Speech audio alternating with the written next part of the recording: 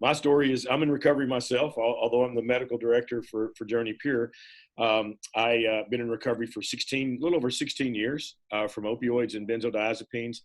I wasn't a kid. I'd never taken a pill really in my life outside of acute injury until I was in my chief resident year in internal medicine. So I'm an internal medicine physician, and 4 years of med school, and then in my third year of residency, I took a half of a Lortab on the way home from work one day, and just out of the blue, really left over from a dental appointment. And within 3 years, I was using about 500 milligrams of OxyContin a day.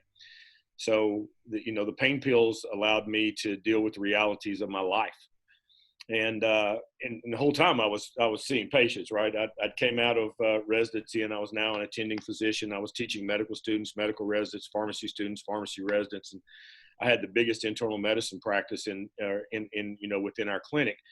And got to where I couldn't sleep, so you add a little bit more, to the witch's brew, and I discovered benzodiazepines and Xanax, and really nicotine. I'd never smoked, but dip. Helped me to relax and go to sleep from the opioids during the day. And did that for about three and a half years while seeing patients the whole time. Never got in trouble, although I should have many times, but never got in trouble, never got reported. But my life was going downhill. And my dad intervened on me back in 2004. And I got to come to a wonderful place in Nashville that treats professionals called the Center for Professional Excellence, which we now have at JourneyPure. So I'm actually a product of our treatment system. And got help. A guy named Chip Dodd saved my life and taught me a new way to live in recovery. And after that, I was never really interested in traditional medicine again. All I wanted to do was work with people with addiction. And I had to work for a good while in order to do that. I started learning about it. I'm self-taught. I'm completely self-taught. I haven't done a residency in psychiatry or addiction medicine or any of that. But in my roles back in East Tennessee in medical school and residency as a professor, I started dedicating a lot of my time to addiction and teaching myself. And eventually, several years ago, came to Nashville and in the Governor Bill Haslam's administration as our state's opioid czar. I guess I was the first one. And I did that until Governor Haslam was term limited and Governor Lee came on. And that's when I came to JourneyPure. And I discovered JourneyPure when I was with the state as the opioid czar, and we were still being built when I came out that day. And one of the things I was really interested in was the fact that they were open to treating pregnant women with OUD, with opioid use disorder. And so whenever it came time to transition, that was a big draw for me with our leadership, Kevin Lee and Sam McMaster. So, and that's how I wound up at JourneyPure, simply to start programs to treat women who were opioid dependent / addicted and pregnant. Amazing. Wow. Okay. So you led into one of the big topics of what this conversation is going to be, and that's pregnancy with addiction. It's a challenge that is very real. There's plenty of pregnant women out there that are struggling, but it's also a challenge in that industries, other facilities, hospitals even, they're reluctant to take it on because it just comes with other complications. So you led us into that. Let's talk about that real quick. What is your official title at JourneyPure? I'm actually our national medical director. Great. So medical director over all things medical for all of our facilities in Tennessee, Kentucky, and Florida, both inpatient and outpatient. And then from a patient care standpoint, focused mainly at JourneyPure at the River in Murfreesboro, which is I think our largest facility. Yeah. Okay. Beautiful. Great. So you have the authority. Well, authority. You have the know-how to be able to treat these patients. So what is it about working with women that are pregnant, working with pregnancy and addiction in general, that you're just very passionate about it? And it's something that is very difficult, like I said. So like, why did that become such a big standpoint for you? I'd love to give you some academic answer and cite some study, but it's the most fun I've ever had in medicine. Wow. The pregnant ladies that I have the good fortune to be a part of their recovery inspire me. They're resilient. blow me away in every sense of the word. And when I got involved in this, because when I first started doing addiction medicine, I would hear different treatment facilities, that I would come in contact with, and they would talk about pregnant women, and they would always throw rocks at them. Like, oh, they're doing this, and they're going to this clinic, and they're doing this and this, and they were just, it was evil. And, medicine is a compassion field. It's to help and serve others. And I'd never in my medical career, and I've been practicing medicine for 15 years before I got into this, I never heard anybody talk about heart failure or kidney disease or anything like that. So I was just amazed at how they talked about it. I said, well, tell me about your treatment program for them. And they said, well, we don't take them. And that's really what stopped me dead in my tracks. So we're going to take this subsection of patients who are really at risk, with a baby inside of them, scared to death, stigmatized. We're going to throw rocks at them, and then we're not going to offer them any help. And I was not good with that. And so I got involved in that really early on, simply because nobody else would take them. And then as I got into it, it's one of those things, when you start doing it, then it exists and you can't get out of it. Yeah. And it really became my driving force for the last 10 years.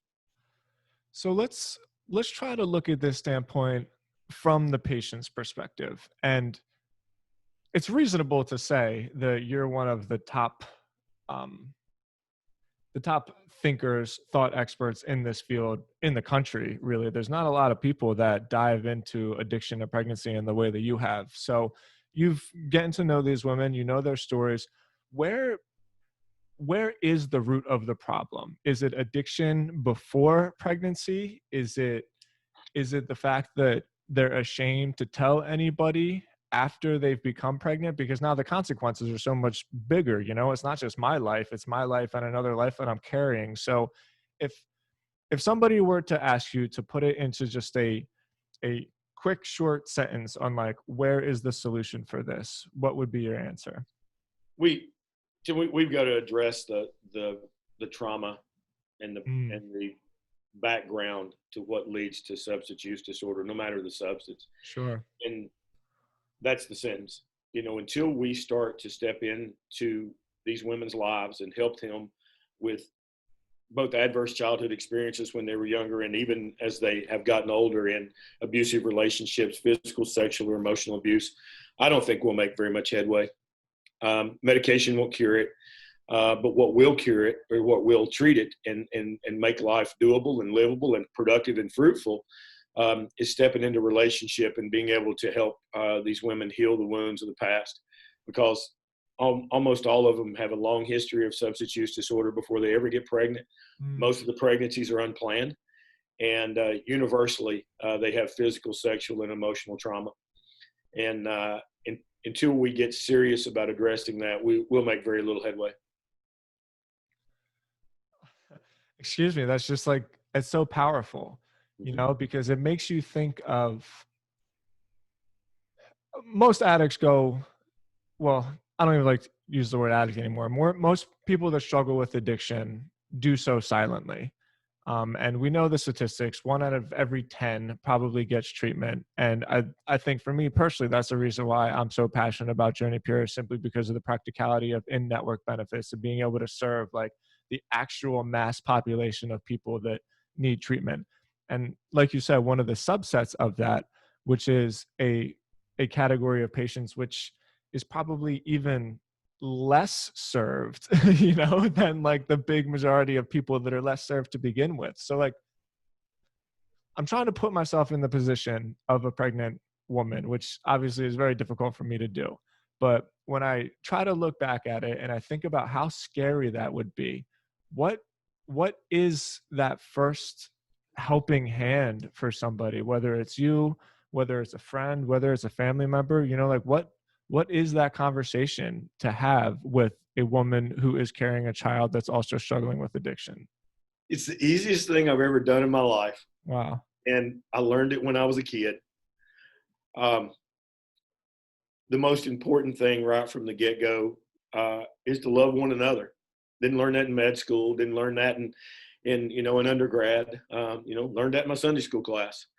And it's really true, because that's where the connection happens. I'll tell you just a quick story. about this, we recently got a patient who was at another treatment facility here in Middle Tennessee, and she went in her 20s, addicted to heroin.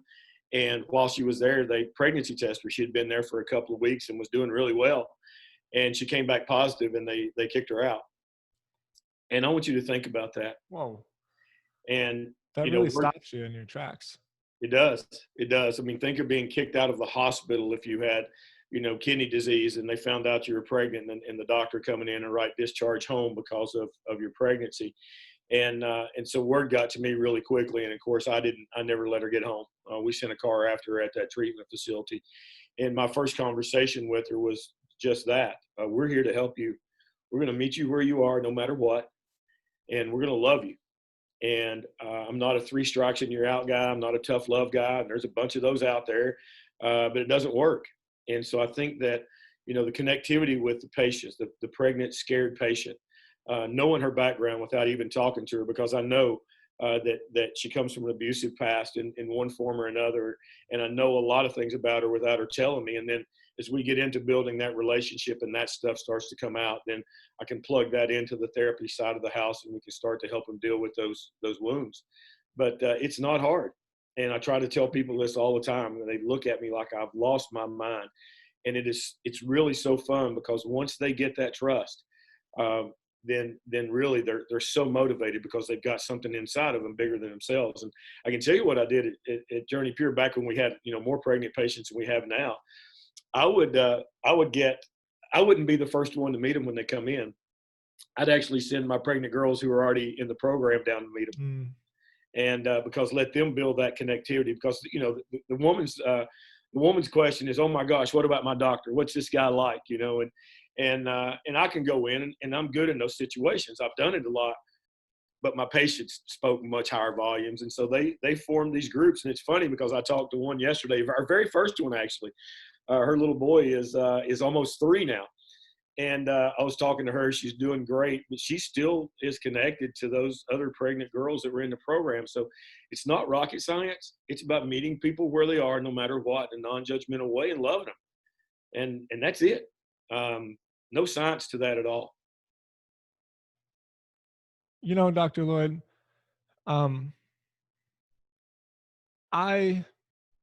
the result of very young parents. I call it what you want. I don't think I was planned. You know what I mean? And my parents were babies, and I'm very close with my parents, with my family, and my mother in particular. And I know that she had a lot of struggles as a child. We're from Philadelphia, and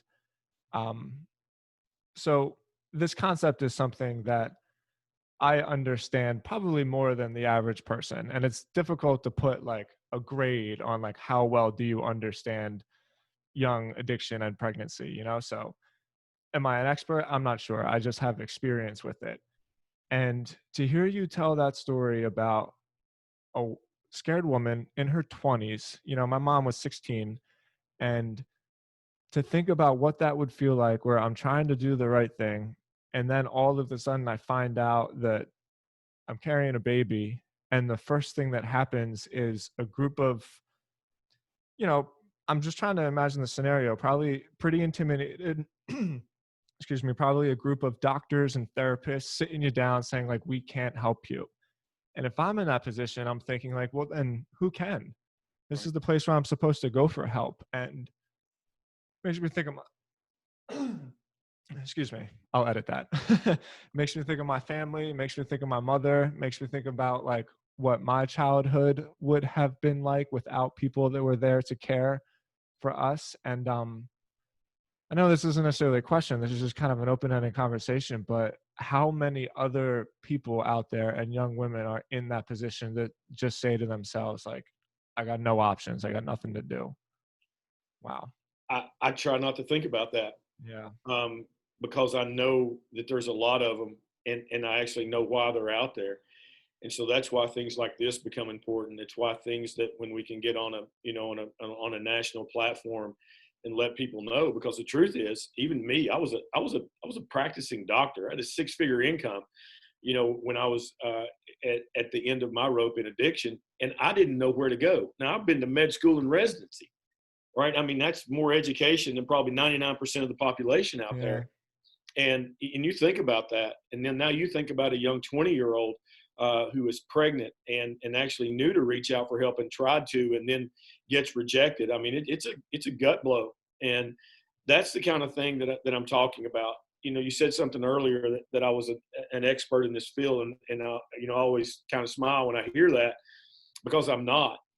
I know a little bit about addiction. I know a little bit about pregnancy. I know nothing about delivering a baby and don't want to.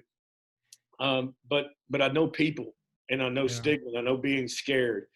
And I know what it's like to meet somebody in that moment of need and not have them stick you in the eyeball. And I think that's the most important thing that we do. And you don't need an MD degree for that. But I see it repeated time and time again. And that young lady that we were just talking about, she's wonderful. Yeah. And she's going to be a great mom. She's got a lot of work to do, but she has stepped out, asked for help, and we were able to meet her. How many of those fall through the cracks? How many of those hear that story of her getting kicked out and never seek treatment in the first place? And that's the part that keeps me up at night. You, out of a lot of the people I've met, and we've had some conversations in the past, but it's when people meet you, they remember you because of you're just a high energy person. And I can relate to that. And people tell me a lot of times, like, hey, Tim, like, how do you have so much energy? I don't know. I just have it. And I find things to do with it. But the fact that you're able to take this drive that's inside of you and apply it to a work, a mission, a higher calling for something that is so important and is so difficult. Because what I'm getting at here is, for all these amazing success stories, it's also difficult work, and you deal with pain, and you deal with people that have had traumas, and you hear, in a lot of cases, I'm sure, really horrifying stories about people's experiences. So where do you talked about meeting people halfway and meeting them where they are. How would you approach somebody who has had these horrifying experiences and just let them know that, like, they're safe here? Is that something with you, or is that something with building that community around other pregnant women that have had these experiences as well? I think it's all of that. Yeah. And you said meeting people halfway. Sometimes you got to meet them 99.9% of the way. Mm. And so it is about building that trust between me and the patient, and then attachment to that community. And that's what it's about, and it's, the weird thing is, kind of like you and I did here today, even though we know each other, I always lead with my own experience. Hey, Yeah, absolutely. I love that you said that, because there's no argument there. It's just like, this was my experience. There's no debate. Like, this is what I've been through. You can probably relate. And if you can, let's do this together.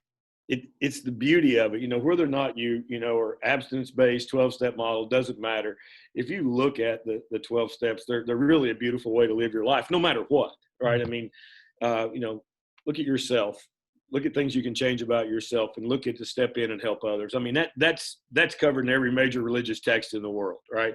And so it's a good way to live your life. And I think that, it's sharing my own experience, strength, and hope with somebody else, and making that connection, and then being consistent. I tell people all the time, I don't discharge you. I don't kick people out.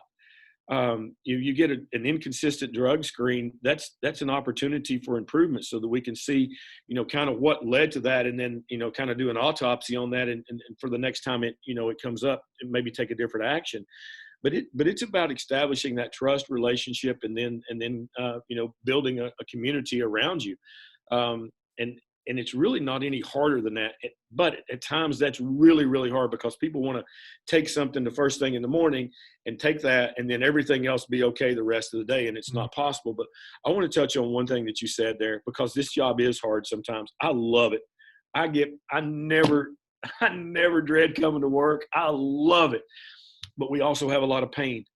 We have patients that don't do well. We have patients that that, the system takes their kids and it's a long road to getting them back. We have patients that die, and I still wouldn't trade what I do, because that's life. I just finished reading A Brave New World, and it's written in the 1930s, but it's scary because nobody in the book has any feelings. It's set 500 years in the future. Nobody has any feelings, and anytime they have any kind of life adversity come up, they take this thing called soma, which I think is a funny name, but essentially so they don't have feelings about things. And when you do that and you don't have feelings about anything, then you become a robot. And we're not robots. And I love the fact that I'm not a robot. I love every day to laugh. I love every day to do some thinking. And I love every day when I'm moved to tears. And that's straight from Jim Valvano. And that's alive, Tim. And that's what I love. And that's why I can do it, because I have a blast, although there is pain involved. Yeah, and I think that's a really great way to finish up. You've been very generous with your time, Dr. Lloyd, and just one little comment. We definitely relate to each other, because I used to think that, happiness was the thing that we were all after. But now, as I've gotten older and I've been through enough of these experiences, I realize that it's not happiness as much as it's like being able to be fulfilled even when you're not happy. Being able to have pain, accept it, still come to work with that energy, still being able to be enthusiastic about helping people. And that's a whole nother conversation that I think you and I could probably go on and off about for another hour. And I hope we get a chance to do that if you ever want to come back on. Always. I love doing it. I love being able to reach out to hurting people and sharing hope. And the two words you were looking for there were live fully. And that's what we're talking about. And that's what we try to do with our patients at JourneyPure, is put them on the path to that. Amazing. Dr. Lloyd, thank you so much. When we publish this episode, we're also going to have a lot of written resources on journeypure.com for women that are struggling with pregnancy, and some options that they have to get help. I will link all of that with the show notes. Dr. Lloyd, you've been so generous with your time, man. I really appreciate it. Thank you so much. Anytime. I loved it. Thank you. All right, brother.